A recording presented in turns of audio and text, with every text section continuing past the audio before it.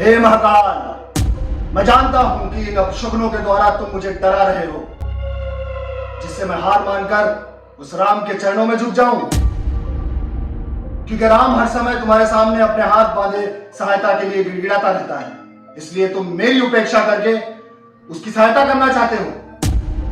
और मैं ये भी जानता हूं कि तुम मुझे मेरे अहंकार का दंड देना चाहते हो, परंतु मैं अपने इस अहंकार को नहीं छोड़ सकता।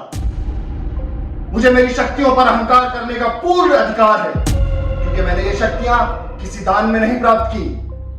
मेरी कठोर तपस्या के उपलक्ष्य में, कर्म के विधान के अनुसार तुम मुझे ये शक्तियां देने पर विवश थे।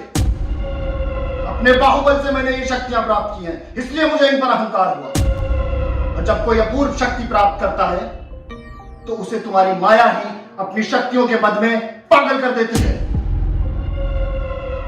शक्तियों का मद तो तुम्हारे देवता भी नहीं बर्दाश्त कर सकते, उन्हें भी अहंकार हो जाता है।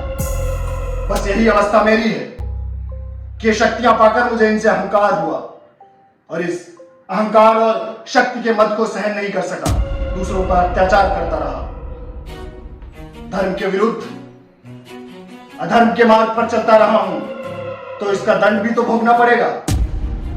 ठीक है, भोग लूंगा, परंतु रावण दंड भी उसी प्रकार भोगेगा जिस प्रकार उसने इन शक्तियों का भोग किया है। रावण मिट जाएगा, परंतु झुकेगा नहीं। हे त्रिलोकेश्वर, तुम जिसका साथ दे रहे हो वो राम भी देखेगा कि रावण के साथ युद्ध करना कितना दुष्कर कार्य है। यदि जीवित रहा तो आज आकर फिर दर्शन करूंगा।